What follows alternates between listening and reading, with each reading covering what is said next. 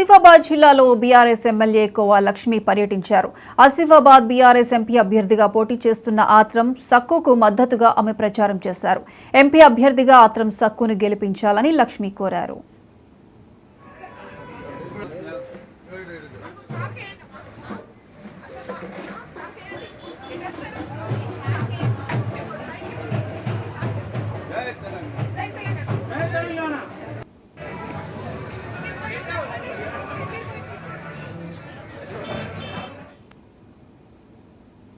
అల్లూరి జిల్లా రంపచోడవరంలో కూటమి అభ్యర్థి శిరీష ఎన్నికల ప్రచారం నిర్వహించారు.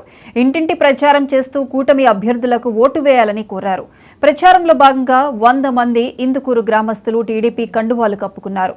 కార్యక్రమంలో బీజేపీ, టీడీపీ, జనసేన శ్రేణులు పాల్గొన్నారు.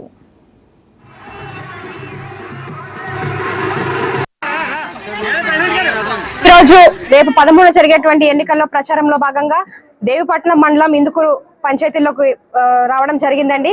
ఇక్కడ ఈ రోజు వేల సంఖ్యలో ప్రజలు మద్దతు తెలపడానికి మా వెంట ఉన్నారు. ఇది ఒక పెద్ద జన సమూహం లాగా అనిపించిందండి. ఎలా అంటే ప్రస్తుతం రాష్ట్రంలో ఉన్నటువంటి పరిస్థితుల దృష్ట్యా ప్రజలందరూ కూడా చాలా మార్పు అనేది రావడం జరిగింది. దానికి నిదర్శనమే ఈ రోజు ఇందుకూరుపేటలో జరిగేటువంటి ఈ ర్యాలీ అండి. ఎందుకంటే రాష్ట్రంలో ప్రజలు చాలా కష్టాలు పడతా ఉన్నారు. ఈ జగన్మోహన్ రెడ్డి ప్రభుత్వంలో మన రాష్ట్రం ఏ విధంగా నష్టపోయింది, యువతకు ఉద్యోగాలు లేవు, ప్రజలు ఏ విధంగా ఇబ్బందులు పడతా ఉన్నారు. మన రాష్ట్రం బాగుపడాలన్నా, యువతకు ఉద్యోగాలు రావాలన్నా, రైతులకి సక్రమంగా ప్రతిదీ అందాలన్నా, ఏది రావాలన్నా మన చంద్రబాబు నాయుడు గారు అధికారంలోకి వస్తేనే మనకి మంచి జరుగుతుందని ప్రజలందరూ కూడా గ్రహించారు. దానికి నిదర్శనంగా మన రంపచోడవరం నియోజకవర్గంలో నాకు ఎమ్మెల్యే అభ్యర్థిగా మన బాబు గారు నియమించడం జరిగింది. కాబట్టి ప్రజలందరూ కూడా వేల సంఖ్యలో నాకు మద్దతు తెలిపారని, నా వెంట ఉండి రేపు జరిగేటువంటి ఎన్నికల్లో మాకు ఘన విజయం సాధించడానికి వీళ్ళందరూ కూడా నాకు మద్దతు తెలిపారండి. నిజంగా దీన్ని బట్టి నేను చాలా హర్షాన్ని వ్యక్తం చేస్తా ఉన్నాను.